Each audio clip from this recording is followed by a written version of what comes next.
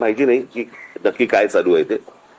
पण FIR करताना ज्या वेळेला अडथळे आणले जातात, म्हणजे ज्या राज्यामध्ये सांगितलं गेलं की तुम्ही कोणीही FIR नोंदवू शकता, आणि नोंदवू शकता म्हटल्यानंतर जर समजा FIR नोंदवायला गेलेल्या माणसाला जर तुम्ही अडथळे आणत असाल तर काही काळबेरं आहे का याच्या मागे, असा संशय निर्माण होतोच ना. आणि मला असं वाटतं हे सरकारच संशय निर्माण करते. जर समजा त्यांना काही त्यांचं म्हणणं मांडायचं असेल, त्यांना जर FIR नोंदवायचं असेल आणि चौकशी त्या पद्धतीने व्हावी अशी जर त्यांची अपेक्षा असेल तर यात गैर काय आहे?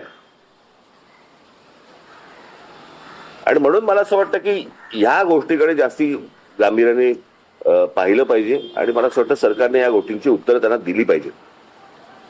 सोबतच CBI आणि CID ची चौकशी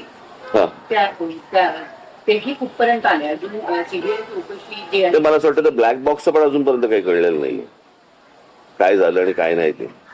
म्हणजे किती विमान कितीही डिस्ट्रॉय झालं तरी ब्लॅक बॉक्स हा कधी डिस्ट्रॉय होत नसतो.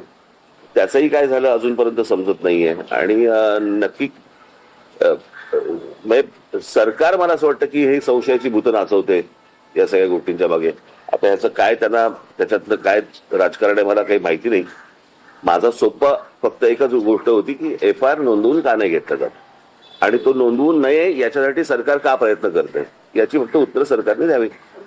वारंवार असं म्हणतात की जी तक्रार आहे त्यांना की DGCA आणि त्याचबरोबर माझं तेच म्हणणं आहे, तो टेक्निकल पार्ट सोडून द्या तुम्ही. एकदा FIR नोंदवला गेल्यानंतर त्याच्यामध्ये ज्या प्रकारच्या गोष्टी ते सांगितल्या जातील त्याप्रमाणे चौकशी व्हावी. सोपं आहे. अहवाल सुद्धा प्रतीक्षेत आहे, कारण 1 महिन्याच्या आत आम्ही अहवाल देऊ असं सांगितलं गेलं होतं अपघातामध्ये.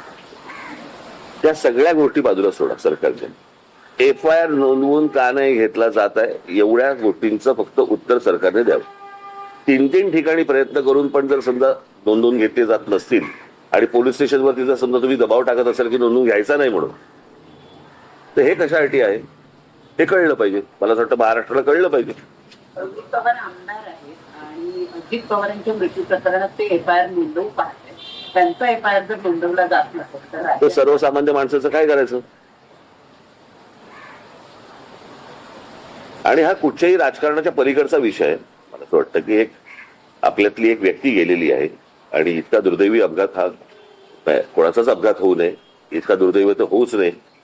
आणि अशा सगळ्या परिस्थितीमध्ये जर समजा काही गोष्टी जर त्रुटी असतील, त्या त्रुटी जर समजा FIR मध्ये मांडायच्या असतील तो मांडला दिला जात नाही. मला असं वाटतं की हे काहीतरी आपण कुठेतरी भलत्या लेवलला महाराष्ट्र आपण घेऊन चाललेलो आहे, एवढंच फक्त यातनं दिसतं, अजून काही दिसत नाही.